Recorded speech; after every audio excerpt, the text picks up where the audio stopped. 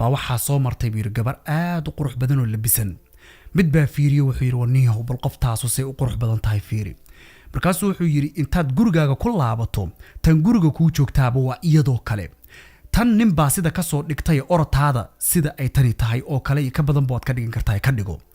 qof walbaaba gurigiisa hadii uu u arki lahaa oo ka dhigan lahaa guriga u quruxda badan guriyaha magaalada ka jira wuu ku qurux badnaan lahaa laakiin adigii baa yasaya wixii ilaahay uu adiga kuugu deeqay السلام عليكم ورحمة الله وبركاته والله دمانتي مالكستو عالمكاد كجوجتان بكلانتي isku soo noqod wanaagsan aniga hadda kula hadlaya iyo adigay dhageysanaya iyo inta kale dhammaan bashar dunida joogtaba midka kartida leh iyo kan kartida lahayn kan faqiirka iyo kan maal qabeenka midka isku tilmaamay inuu qurux badan yahay iyo kan lagu tilmaamay in laga qurux badan yahay qaaradu doonaha joogo luqadu doonaha ku hadlo waxaynu dhamaanteen wada raadinaynaa sidaynu adduunkan farxad u heli lahayn haddii qof kasto ina ka mid leeyna weydiyo maanta maxaa ku farxad gelin lahaa haddii lagu siin lahaa waxaan hubaa qof kasto ina ka mid kan kale wax ka duwan inuu sheegi lahaa qofba waxa laga yaabaa qofkan jecelahay inuu yiraahdo qofba waxa laga yaabaa wadan hebel inuu yiraahdo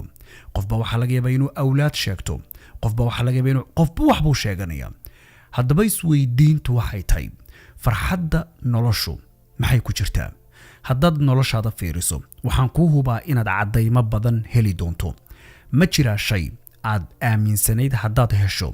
in noloshaada farxad kama dambaysa aad farxi doonto ma sahaysataa shayga maanta bal waxaad dib ugu noqotaa sidee dareemaysaa maanta maalintii kuugu horeysay ee aad heshay iyo maanta isku si farxad ma u dareemaysaa waxaan ku hubaa iska dhaaf hadda waqtigan oo laga yaabo muddo inay ka soo wareegtay 24 saac ee ugu horeysay shayga aad haysatay ama markaad heshay in aadan xataa qalbi ahaan farxadaadu isku si inaysan ahayn noloshan adduunyada qofkeena ugu nasiibka badani waa qofka xaaladdu doonaba ku jire ilaahay qalbigiisa uu ku irsaaqo deganaan in hadii duufaan kasto noloshu ay qabsataba in qalbigiisu iska xasiloon yahay inuu iska degan yahay muhiim maahan qofku inuu dhool cadeeyo muhiim maahan in uu qoslo ku faraxsan yahay laakiin in qalbiga aad deganaan ka dareento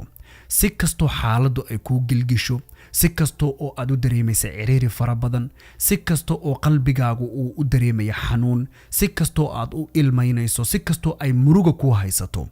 in qalbigan aad deganaan ka dareento oo xaalad walbaba dhankeeda positive ka uu ku muuqdo waa nasiib bini aadamka in yar oo kamid ah ilaahay uu ku irsaaqay qofkeenii doonaya adduunyada tan inuu nolol wanaagsan ku noolaado ma adka الله سبحانه وتعالى وحليه من عمل صالحا من ذكر أو أنثى وهو مؤمن فلنحيينه حياة طيبة ولنجزينهم أجرهم بأحسن ما كانوا يعملون عمل ونأكسن السماء إن بدنوا إنا كمدا وحيابها تراد بدن خيرات كهي إلهي إنو حلالي intaynu garab marnayno waxaynu ku fakarayna oo layna ka qaban la'ay in badano ina kamadan aynu ku dhacayna afarta waxyaabood ee ilaahay uu ka xaaraantinimay intaasa in badano ina kamada nolosheena ku adkaysay ishaadu waxay eegayso dhagtaadu waxay maqlayso gacantaadu waxay taabanayso calooshaadu waxaad gelinayso jirkaagan dharka aad huwinayso meesha aad degan tahay wanaaji adduunyadan nolol aad ku qanacsan tahay oo farxad leh oo degan oo si kasto xaaladdu ay kuugu adkaataba adigu aad deganaan ku sugan tahay xaq ilaahay kaaga imaanayso kaaga soo degaysa ayaad ku noolaan doontaa haddaba waxaan podcastigan kugula wadaagi doonaa 10 waxyaabood oo samayntoodu maalin kasta qofka qalbigiisa farxad geliya midda koobaadna waxay tahay salaadahaaga ilaali quraankana maalin kasta intaad awoodda ka akhri istighfaartana badso wa rasuulkeenu sallallahu alayhi wasallam inoo sheegay in rabbigeen waxa uu ugu jaceylka badan yahay ay tahay waxa uu adoonkiisa ku faral yeelay marka uu la yimaado salaadu waa dhamaanteen waajib ina saaran ciriirka nolosha lagaga baxaa laabtaada haddaad rabto waasac inay ku noqoto noloshaadu nuur iyo qabow inay noqoto salaadaha ilaali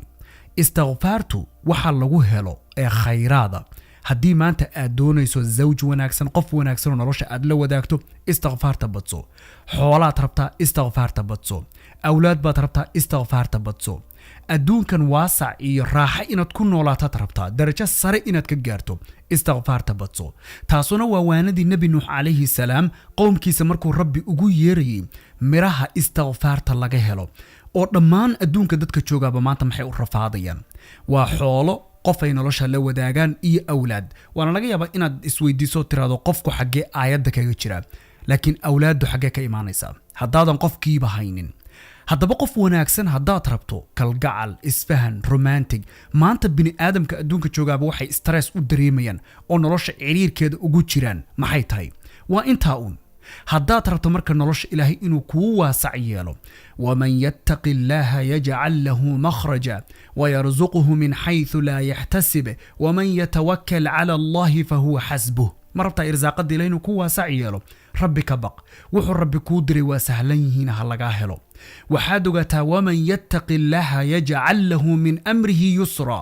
arrin baa kugu culus oo kugu adag soo maahan si aad wax yeeshaad garan la adahay soo maahan rabbi xaggiisa u noqo addoon ilaahay baa tahay rabbi ka xishood oo dhegtaadu waxa ay dhagaysanaysa rabbi ogow inuu ku maqlayo kuuna jeedo waxa aad fiirinayso ogow inuu rabbi ku arko markaad xaalad kasta noloshaada is ilaalinayso aad ogtahay rabbi inuu wehel kuliyo xaalad walba laguu jeedo lagu arkayo meeshaad doontid ku jir noloshaada waasaceeda waad arki doontaa nolosha kifaax qof badan oo adduunka aad arkayso stress iyo buuq iyo ciil iyo ciriiri adduunyo ku jiraba adigu waxaad arki doontaa noloshaada inaad waasac ku noolaato waa hadday kaa go'an tahay nolol wanaagsan oo aad ku faraxsan tahay oo deganaan leh oo sidaad rabtid u socod kuma lihi mushkilada ma arkaysa adduunkan mushkilada waa lagugu qaban waanad arki doontaa shaki ma lahan taasu laakiin sidii aad uga bixi lahayd rabbi baa kuu fududayn doona wadadii aad kaga bixi lahaydna rabbi baa kuu sahli doona midda labaadna waxay tahay in habeenkii aad gogol nadiifa ku seexato taasu waxay 100% suuragal noqonaysaa marka subaxii aad kacdo waxa ugu horeeyad qabato marka ay tahay inaad sariirtaada goglato haddii aad single tahay iyo haddii aadan ahaynba haddaadan single ahayn oo reer leedahay waxaa laga yaabaa sariirta inaad adigu ugu dambayso gogol maxay kaa dhibaysaa waa 3-4 daqiiqo sariirtaada ood goglatood sii diyaarsataa waxay kugu kaalmayn doontaa marka adoo daalan guriga aad caawa ku soo noqoto in aadan sariirtii haddana fidfidin oo goglin dadku isku mid maahan qofka sidiisaba lagu soo ababiyo mar walbaba in sariirtiisa uu goglado subaxii marka uu ka kaco hadhow marka uu weynaado xataa way ku adkaataa markuu kaco waa caado iyo dhaqan dabeecad u noqotay markuu kaco sariirtii waaba goglintahayba gurigaba kama baxaya sariirta isagoon goglin wuxuu dareemayaa in maanta ay wax ka dhiman yihiin soo ma jiraan dad badan oo idin ka mid a laakiin dadka noocaasa dad badan baa waxay ugu yeeraan inay yihiin dad wuxuu dhiman yihiin dad wax si ka yihiin qofkani waa qof maartay iska yeelyeelaya waxaagu waa ka badbadis iyo wax la mida laakiin dadka noocaasi way adag tahay qof kala daadsan inay nolosha la wadaagaan dhaqankooda kala daadsanida ee uu sida noloshiisa ku soo noolaa way adag tahay inuu la qabsado dad badan baana isku khilaafa xaqiiqana way taasu haddaba marka dhaqan iyo dabeecad hadda maanta intaadan reer yeelan waxaad ka dhigataa in sariirtaada markaad kacdo aad goglato cid kale uma goglaysid naftaadaad u goglaysaa 3 bari 4 bari markaad joogtaba sariirta go'a iyo barkinta harqadaha ka bedelo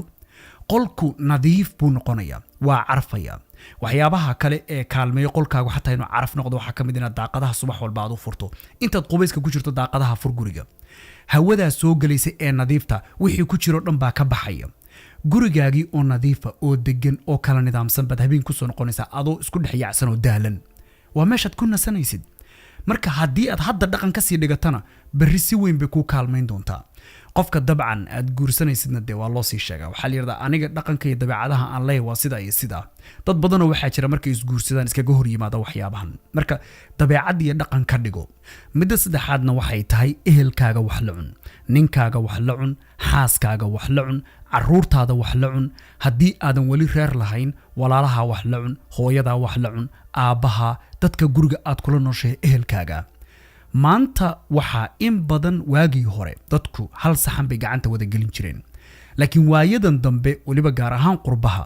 qof walbaaba saxan gooni wax ku cunaa telefoonku ku foorara dhinaca kale qolka ama guriga ayuu ku dhuuman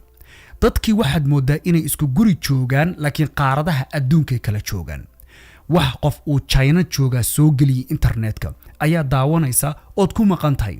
ehelka guriga kula joogay cuntada dhinaca kale ku cunaya kama warhaysid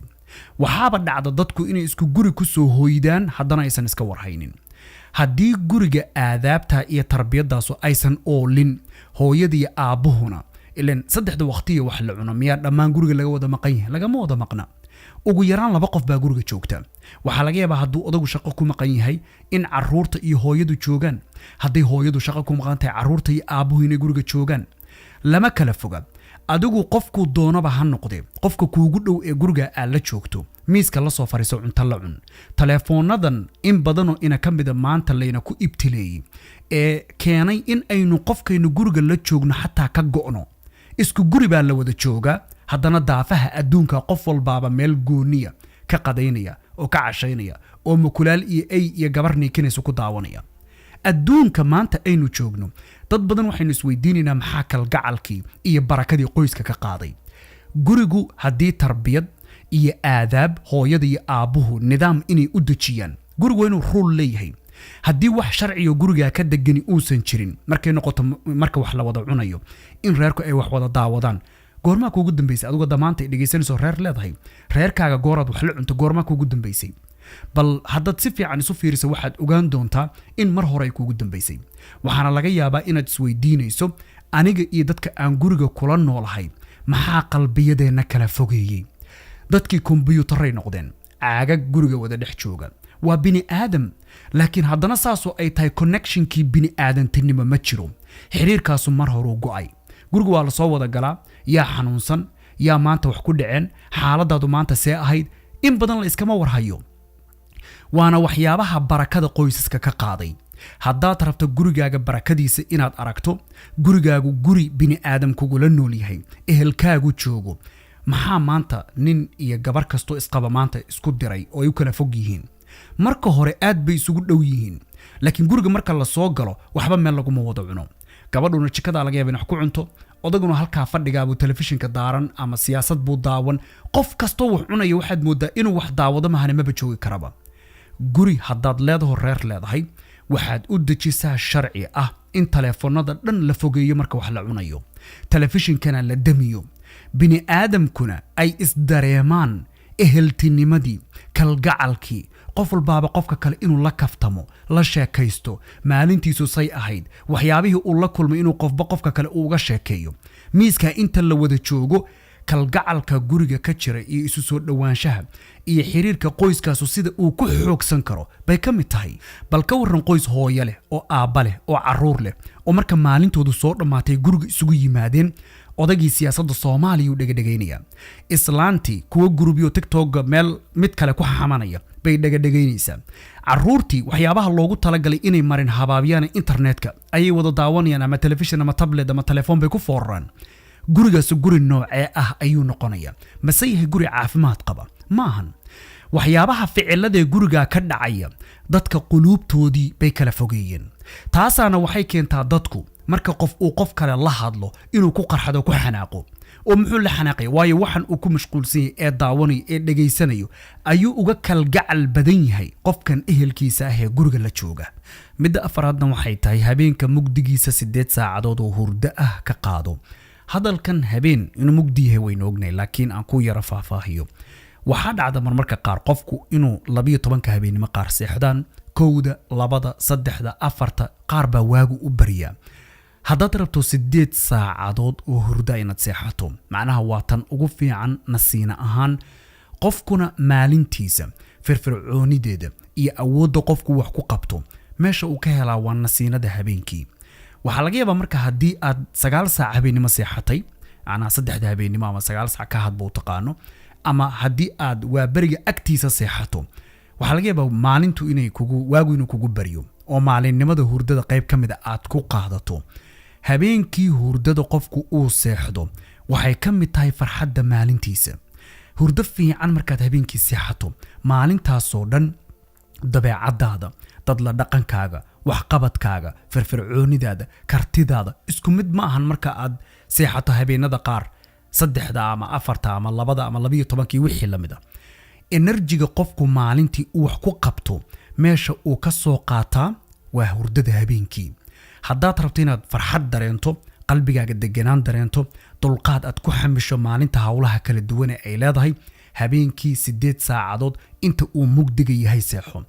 rasuulkeenna sallallahu alayhi wasallam caadadiisu waxay ahayd cishaha markuu tukado wixii ka dambeeyay inuu iska seexdo habeenkii tahajjud bay tukan jireen qur'aan bay akhrin jireen maalintiina danahooday raacan jireen habeenka inta ugu muhiimsan ilaan cuntadu saxan marka lagu keeno meelba meel waxaa jirta saxanku uu aad uga macaan yahay hurdadu waqtiga ay ugu macaan tahay waa dad badan waxaa laga yaabaa in maalintii hore hamaansanayso caajis badan ku saaran yahay jirka dhan daal baad ka dareemaysaa hadduu qof wax ku weydiiyo dhaqsaad u xanaaqaysa hurdadaa kugu yar haddaad rabto wax soo saar maalmeedkaaga fiidda ugu sarraysa inaad maalin kasta joogto habeenkii ugu yaraan 7 saacadood ka seexo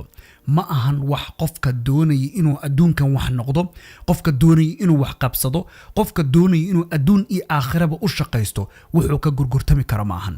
haddaad rabto noloshaada caafimaadkeedu inuu isbedelo maalintii firfircoon inaad ku wajahdo dulqaad inaad ku wajahdo maskaxdaada marmarka qaarkood soo maad aragtay in caad kaa saaran yihiin oo xataa waxa aad ka fakarayso wixii aad rabtay inay iskaga kaa dhex yaacsan yihiin hawshaad qabanayso wax yar xataa waxa laga yaabaa 30 daqiiqo 40 daqiiqo hal hawl xataa diirada ma saari kartid isla markaba waad ka mashquuli haddii kale waad ku dul hurdoonaysaa si marka noloshaadu ay isu bedesho waayo qofku markuu goor hore habeenkii seexdo shaki kuma jiro alarmka telefoonkaaga uma baahan doontid hurdada waqtiga ay ka soo dhamaato waxay noqon doontaa aroortii goor hore marka aad kacdo adoo firfircoon kugu jirto jimkaad aadi kartaa waxbaad akhrisan kartaa project baad ka shaqayn kartaa waxbaad baran kartaa waqtigaas waa waqtiga ugu muhiimsan maalintaada saacadaha ugu horeeya waa waqtiga nolosha qofka bini'aadamka ugu muhiimsan ilaahay baad bari kartaa tahajjud baad dukan kartaa intee waxyaabood oo u adeegaya guushaada aakhiro iyo guushaada adduunba ayaad fulin kartaa saacadaha u horeeya kula tahay wax badan haddaba habeenkii ka gorgortan ma lahan markaad cisho tukato wixii ka dambeeya ma sheegin haddaad saacad iyo 2 ka dambayso laakiin markaa wixii ka sii dambeeya inaad soo jeedaa wax faa'iido oo kugu jirta ma jirto midda shanaadna waxay tahay waagu markuu kuu bariyo waxa ugu horeeya ee calooshaada gala waxaad ka dhigtaa biyo waxaan iraahdaa haddii aad rabto dadka qaar way dhibsadaan oo inay laakiin naftu way la qabsan doontaa maalmaha ugu horeeya wiiga ugu horeeya laga yaabaa inaad dhibsato laakiin asbuucyada ku xiga caadi bay kula noqon doonaan waxa laga yaabaa inaad shaah ku bilowdo qaxwo ku bilowdo caafimaad ahaan kuma fiicna canjeero inaad ku bilowdo inaad suqaar ku bilowdo waxaas oo dhan caafimaadkaaga uma fiicna waxaad samaysaa waagu markuu kuu bariyo waxyaabaha qaarkood oo kugu kaalmayn kara biyahaas inay diyaar kuu noqdaan waxaa ka mid ah caagadaha biyaha lagu shubto maartay jimka la aado in aad sii diyaarsato biyahaaga kaba buuxsaba agtaada koomadiinkaaga dhig ama meel aad ka arki karto saar markaad soo kacdo ood ka soo dhamaato dhanka musqusha waxa ugu horeeyad arkaysaa waa caagadii biyaha ahayd meeshaad shaah karin lahayd ama shaah shuban lahayd ama qaxwo diyaarsan lahayd biyaha ku bilow qaxwuhu markaad saacad joogto ama 2 joogto ama 30 daqiiqo ugu yaraan markaasoo kale waad cabbi kartaa haddii kale inta badan waxaa dhacda qofku inuu qaxwo iyo shaah iyo wixii la mid ah ku bilaabo markuu dhowr saacadood joogo ka bacdina inuu caajis fara badan dareemo tan waxay keentaa marka in shaqada waxa aad qabanayso xataa maanta dhan waxa laga yaabaa shaah isku daldalaysa ama qaxwo badan isku daldalayso laakiin markaad biyo ku bilowdo waxaad dareemi doontaa awood gooni ah waxaad dareemi doontaa in fudayd baad dareemi doontaa xataa dadka qaar xataa dhakhaatiirtu waxay yiraahdaan haddaad rabto in aad cayilka iska dhinto waa muhiim qofku inuu cuntada uu cunayo uu yareeyo sax cuntadu marka see u yaraan kartaa waa inaad 2 galaas oo biyo ah ka hormariso caloosha marka cuntada galaysa wax yar bay noqon doontaa marka haddaad rabto inaad cayilka iska dhinto dabcan inaad exercise samayso inaad orodo inaad gymka tagto waxyaabahaas oo dhan way kugu kaalmaynayaan laakiin haddaad rabto cuntada aad qaadanaysaa inay yaraato caloosha biyo kaga hormari marka hore midda lixaadna waxay tahay noqo qof mahadnaq badan waan kuu hubaa inta aad mudan tahay inaad ka mahadnaqdo noloshaada ayaa ka badan inta aad maanta ka sheeganayso haddaad xaas leedahay ilaahay ku mahadi xaaskaaga awlaadaada ilaahay ku mahadi baabuurkaad wadato ilaahay ku mahadi ninka ku qaba ilaahay ku mahadi eheladaada inta ku noole ku joogtay ku hareera taagan ilaahay ku mahadi hooyada aabaha walaalaha waxyaabaha kala duwan ee aad haysateen nimcooyinka ilaahay kamida ilaahay ku mahadi la in shakartum la aziidannakum haddaad rabto nimcadaad haysato in ilaahay kuu badiyo kuu barakeeyo mahadnaqaagu habato bini aadamka kale qofka wax kuu sameeyo u mahadnaq qof baa waxa laga yaabaa moolkaad gelaysaa albaabku ka qabtay u mahadnaq maalin baa waxaan xusuustaa nin baa wuxuu igu yiri niyahow dadka qurba joogta markay wadanka yimaadaan horaa laga gartaa markaas waxaan iri maxaad ku garataan ma labiska mayuu yiri hadalkooda laga gartaa waxaan iri oo muxuu yahay hadalkaasu wuxuu yiri markay wax ka gataan bay waxay ku leeyihiin mahadsanid markaasaan gartaa inaysan wadanka joogin waa dhaqan wanaagsan inaad qofka u mahadnaqdo isagoo aad wax ka iibsatay lacagta aad wax kaga iibsatana adigu aad leedahay hawshatan inuu kuu qabtana labadiinu aad wax kala bedelateen haddana u mahadnaq qofka marka uu wax kuu sameeyo waa loo mahadnaqaa qofkan bini aadamka mahadin ilaahay ma mahadin haddaba marka aad noloshaada si guud u fiirisana waxyaabaha tirada badan ee haysato aqligan aad haysato aragtidan jirkaagan in ilaahay uu ku waafajiyay xataa inaad rabbi u mahadnaqdo uga mahadnaq in aad maanta wax uun haysato bini aadamka kale aad dheertahay waa laga yaabaa inaad isleedahay bini aadamka maanta waa iga fiican yihiin laakiin waxaan kuu hubaa malaayiin adduunka joogta ayaad wax dheertahay maanta dhar baa laga yaabaa inaad gashan tahay kuwaan haysan kabaad u gashan tahay kuwaan haysan koobkaas shaaha ah ee maqaaxida intaad fariisatay aad doolarka iyo $2 wuxuu doonaba ha noqday aad ku iibsanayso ood cabbayso kuwaan awood u lahayn adigu adduunka inta joogta kuwaad wax dheertahay baa jira haddaad isleedahay waxaan ku mahadiyaba ma jirto rasuulkeena sallallahu alayhi wasallam marka saxaabada radiyallahu anhum ay yiraahdeen ya rasuulullah ma xataa waxaana la weydiin doonaa labada madmadow oo ay ka wadaan timirta iyo biyaha muxuu yiri rasuulka sallallahu alayhi wasallam macnaha aayada quraankaana ba ay ahayd thumma la tus'aluna yawma idin 'anil na'im walidin weydiin doonaa waa laga yaabaa marka hadda buulka aad degan tahay guriga jiingada ah kabahan aad gashan tahay ee maaragtay laga yaabaa in ka dhamaadeen telefoonkan aad sidatay ee tooshlaha waxaana haysato waxay doonaan ba ha noqdeen soo wax aad maalintii dantaada ku gaarta ma ahan baabuurkan aad wadatay ee duqoobay ee laga yaabaa maalin walba inuu ka jabay ilaahay ku mahadi qofkan aad nolosha la wadaagto ee laga yaabo inuu kugu qalafsan yahay ee laga yaabo inuu marmarka qaarkood wax badan oo ka dhibsado ku arkayso ilaahay ku mahadi ilmahan aad haysato ee laga yaabo xaaladaha qaar inuu kugu qalafsan yahay ilaahay ku mahadi qorraxdan ku soo baxaysa ilaahay ku mahadi dhulkaas aad joogto inaad adoo bad qaba subaxnimada waagu ku bariyay ilaahay ku mahadi inaad ciida dhulka aad socoto oo caafimaad qabto oo maanta faleenba uusan ku surnayn ama qorraxdu markay soo baxdo dadka laba nooc ka mid ah ka soo dul baxda kuwana qabuurahooday qabataa kuwana wajigooday haysaa oo adduunka dhulka korkiisa socdaan ilaahay ku mahadi marka waagu ku bariyo waxalay waad seexatay hurdo fiican baad seexatay waxyaabaha aad haysato meel fog ha fiirin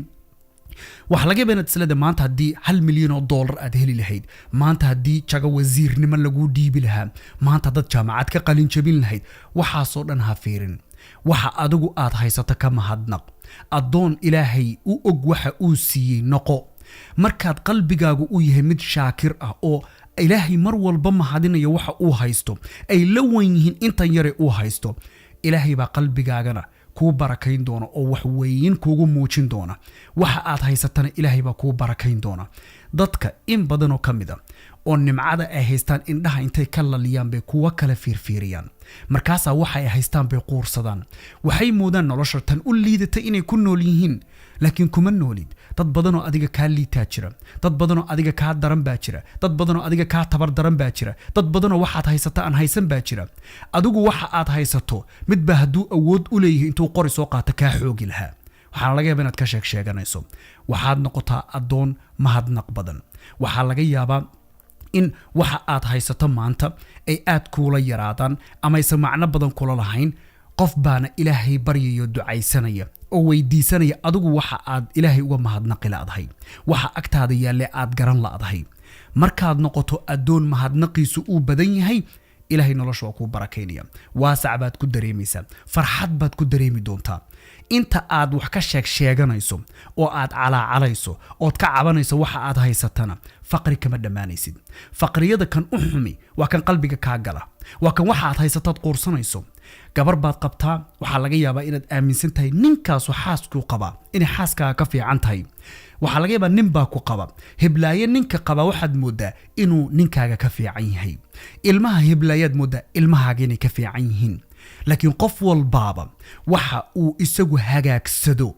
ayaa la fiicnaada haddii bal ka waran xaaskaaga aad hadiyad u keeni weydo oo casho geyn weydo oo nin maaragtay u dabacsanaad noqon weydo oo fahmaya oo u turaya oo u naxariisanaya intaa haddaad noqon weydo ma oran kartaa hiblaayo waa gabar fiicanoo ninkaas iga xaas fiican maya xaaskiisa wuu ka keensaday xaaskaagana waad ka keensan kartaa sidoo kale ninka ku qaba waad ka keensan kartaa ninka bannaanka maraya ee aad moodayso inuu ninkaaga ka fiican yahay ammaanta ninkaaga la jeclow ninkaaga waxa uu ku yahay u garo u dabacsanow u tur carruurtaadu heerka ay joogaan heer kastoo carruurta ay joogaan waalidka dadaal baa saaran isweydii intaadan oran heblaayi hebel carruurteeda ka fiican adigu dadaalka ay iyagu bixiyaan ma bixisaa haddaadan dadaalkaa bixin indhahaagu halkaa inay fiiriyaanba maahan shaqadaadu waa inaad waxaad haysato ka shaqaysood hagaajiso hadda kahor baan waxaan xusuustaa sheekh internetka wuxuu yidhi maalinbaa annagoo maqaaxi fadhina baa waxaa soo martay buu yidhi gabar aad u qurux badan oo labisan mid baa fiiriye wuxuu yidhi waniyahow bal qoftaasu say u qurux badan tahay fiiri markaasuu wuxuu yidhi intaad gurigaaga ku laabato tan guriga kuu joogtaaba waa iyadoo kale tan ninbaa sida ka soo dhigtay orotaada sida ay tani tahay oo kale iyo ka badan baad ka dhigan kartaa ka dhigo qof walbaaba gurigiisa haddii uu u arki lahaa oo ka dhigan lahaa guriga u quruxda badan guryaha magaalada ka jira wuu ku qurux badnaan lahaa laakiin adigii baa yasaya wixii ilaahay uu adiga kuugu deeqay midda toddobaadna waxay tahay qofna ha xasdin haddaad aragto qof wax ku dheer ama waxaad jeceshahay haystana ilaahay waxaad u weydiisaa inuu rabbi u barakeeyo adigana inuu ku siiyo waxaad ogaataa xaasidnimadu way noocyo badan tahay waxaa ka mid a in qofka aad la jeclaysato inuu waxaa waayo ama qofka inaad xaaladaha qaar ka shaqayso waxa uu haysto sidii uu u waayi lahaa laba qof oo isjecel baa waxaa laga yaabaa inaad isku dirto waxaa laga yaabaa war aan jirin inaad labadooda u kala tabiso waxaad ogaataa wanaagga aad samaysaa adigu kuu soo noqdaa waxaad ogaataa oo kale xumaanta aad samaysaana adiga unbay kuu soo noqonaysaa qalbigaagu mar kasta oo uu xun yahay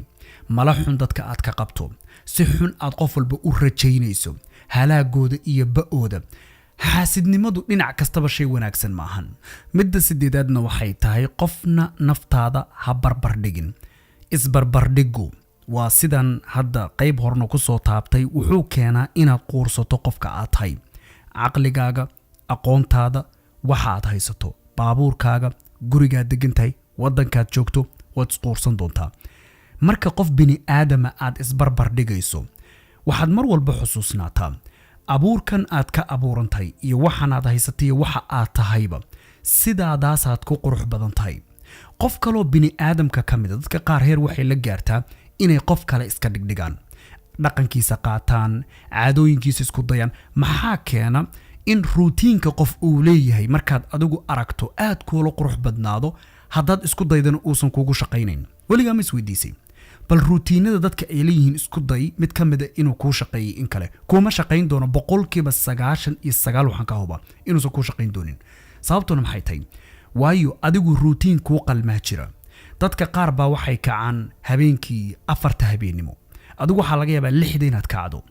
haddii jirkaagu uu saa la qabsaday jirkaagana abuurkiisu uu sidaa yahay dee qofkaa lama mid noqon karaysid qofkaasu waxa uu sameeyo haddaad isku daydo maalin walba in aad samayso qof kalaad tallaabooyinkiisii uun qaadaysaa kama hadlayo meesha tan diinta iyo akhlaaqda iyo quraan akhriska kama hawlaha kale adduunka waqtiga uu cadaydo waqtiga uu cuntada karsado ruutiin adiga lagugu talagalay oo adigu inaad ka shaqaysid ay tahay baa jira kaa ka shaqee mid adiga kuu qalma mid adiga waafaqsan maalintaada habeenkaaga noloshaada degso kuma shaqaynayo ruutiinada dadka kale waxaa laga yaabaa ruutiin intaasoo ruutiinoo dad leeyihiin inaad daawatay aadna isweydiinayso maxay igu shaqayn la'yihiin qofkaasba way u shaqeeyeen qofkaasu tan u shaqaynaysa waa midii isaga ilaahay ugu talagalay oo uu arkay laakiin intaa tan dadka kale fiirinayso kuma shaqaynayso bini aadamka kalood isbarbar dhigtaa dhan walba haddaad ka fiiriso noloshana wax faa'iidahay kuma jirto hadday noqoto dhinaca diinta iyo akhlaaqda iyo qofku dadaalka uu sameeyey iyo heerka uu joogo waa ku dadaali kartaa waad oran kartaa qofkaasu meeshuu joogo waa inaan gaaro laakiin markay noqoto dhinaca kale iyo adduunyada tusaalaan qofkaa lacag badan baad aragtay adaa isbarbar dhigaya waxaad leedahay anigu xuma haysto halkan baa dadka qaar waxaa jira kaa lacag badan waa sax waxaad fiirisaa da'da sanadka intuu ka jiro waxaa laga yaabaa nin 45 jir ah oo xoolo haysta adoo 25 sano jir inaad isbarbar dhigayso isma keenayso ninkani intanoo sane ee masaafadan da'da idiin dhaxaysa inta uu dadaalay ee wax qabtay ee rafaad maray weli maad arkin isku mid ma noqonaysaan adiga qofkaasu intaasoo sano da ahaan kaa horeeya intaasoo sano khibrad ahaan kaa horeeya adiga hadday noloshu bilow ku tahay meeshii isagu waaga u ka bilaabay baad adigu hadda joogtaa tallaabadiisa tobnaad baa taada koobaad rabtaa inaad barbar dhigto marka waxa aad haysato cid kale aad barbar dhigto ama aad rabto inaad barbar dhigto waxaad fiirisaa qofka da ahaan isku meel horta xataa ma joogtaan waxaa laga yaabaa qof qurba jooga inaad isbarbar dhigto adoo wadankii jooga waxaa laga yaabaa qof 48 sano jira inaad isbarbar dhigto adoo 28 sano jira waqtiga aad joogto iyo heerka aad joogto iyo meesha aad joogto fiiri marka hore qofku tusaalaha kuu noqdo oo qof dhiirigelin kuu ahaan noqdo laakiin in aad isaga markaa tiisa fiirisa ay kula qurxoonaato taaduna ay wax yaroon macno lahayn kula noqoto waa dhibaatada aan kaaga digayo in naftaadu aysan gelin qofku sidiisaba qof walbaaba adduunkan dadaalka uu bixiyo ayuu meel ku gaaraa midda sagaalaadna waxay tahay markay mushkilada ku haysato dabeecadda dareenkaaga ee mushkilada ku aadan bedel inta badan waxaa dhacda in mushkilada ku haysato laakiin mushkiladu ay 2 jibaar iyo 3 jibaar u dhiganto adiga dartaa ee aysan xaaladdu inta ay hadda qalbi ahaan aad dareemaysa aysanba ahayn haddaad positive u aragto oo aad ogaato in xaalad kasto adduunkan qofka bini aadamka la soo gudboonaataba inuusan ku waari doonin xaalad joogto ah oo iska taagan oo cimriga qofka lagu dheeriyay ma jirto maalin uun bay dhammaan doontaa haddaad ciil dareemayso haddaad cara dareemayso haddii aad daal dareemayso haddii aad faqri dareemayso haddaad xanuun dareemayso geeridu waxaa laga yaabaa inay kuu timaado tii ilaahay ay ku hesho oo mushkiladda ay dhan kuu dhaafiso waxaaba laga yaabaa in laguu qoray ood ku qasban tahay mushkiladani inay ku qabsato oo ilaahayna mar dambe uu faraj kuu furo adigu say doontoba ha noqotee mushkiladdu ma waari doonto inta adduunkan aad nooshahay waa dhan baad u dhaafi doontaa dadka marka qaar waxaa jira ay mushkiladdu 2 jeer dilooto intaysanba mushkiladdu ku dhicin buu qofkii walwal u sii dhimanaya haddiiba loo qoray ku dhacdana mar labaad bay haddana jugtii ku dhacaysa qofkii 2 jeer buu saa ku dilan yahay xaaladaha qaarna waxaaba dhacda in qalbi ahaan aad dilanto oo aad dareento ciriiri fara badan murugo culays inaad dareento laakiin mushkiladii aysanba kugu dhicin 90% waxyaabaha noloshaada ku soo maraya baqdinta badan aad ka qabtay waxaan ku hubaa inaysan kugu dhicin waxaana laga yaabaa xaalad kasta waxaan iradaa anigu xaaladii hore tagtay waxay dhiirigelin u tahay tan ka dambaysa marka mushkilad intay adduunka ku qabsato aad ka dhex baxdo oo waxaad ku qososhood ka sheekayso sheeko kugu ah ay kugu noqoto markay mushkilad kale kugu timaado waxaad xusuusantii ka horeysay waxaadna oran maadaama taaba aan ka soo gudbay tanna ilaahi maalinta iga soo gudbiyay soo ma noola soo iima jeedo ma xaaladeedu moogyahay maya waan ka bixi doonaa dabeecadaadan marka ku aadan mushkiladda waa in aad iyada maarayso marka mushkiladdu waa laga yaabaa in ay xaaladaadan waxba ka qaban karin ay tahay inta kaliya kuu furan ay tahay inaad aqbasho dabeecadan aad adigu ku wajahaysana in aad badashood ka dhigto positive oo tirada waxan waa wax la qoray qul qadarullah wama shaa facal waxa ilaahay ii qoray miyaan meel u dhaafaya waa maya sidoo doonu ilaahay sameeya haddaba aniga marka maxaa ila gudboon in aan aqbalo iimaankaaga keensanaya haddii laakiin mushkiladda aqbali weydo ood ka dul oydo oo qof kasto oo aad aragtaba aad u sheegto dhibkaas ay haysta saasay ku jira ogow calaacalka tirada badan xataa adigu isma ogide niyadu ka dilaya si aadan marka ugu dul dhiman mushkiladda waxaad ogaataa in aadan ku waari doonin hadad barwaaqo ku jirtana kuma waari doontid haddii mushkiladda maanta ku haysatana kuma waari doontid ciilka aad dareemi doontid kuma waari doontid maalin ay noqotaba maalin baad ka bixi doontaa adigu maalinta inta ka horeysa ha sugi waayin midda tobnaad ee ugu dambaysaana waxay tahay xaaladaha qaar naftaada waa la casuuma waa laga yaabaa inaad saaxiibada casuunto waa laga yaabaa gabadha la socotina casuunto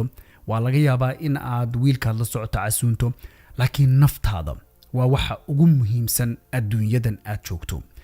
naftaadu xaq iyo waajib bay kugu leedahay in naftaada yaa sharci ka dhigay in saaxiibada ku raacaan inuu qof ku raaco yaa qasab ka dhigay cidna kama dhigin inaad kaligaa baxdo oo naftaada casho aad soo cunto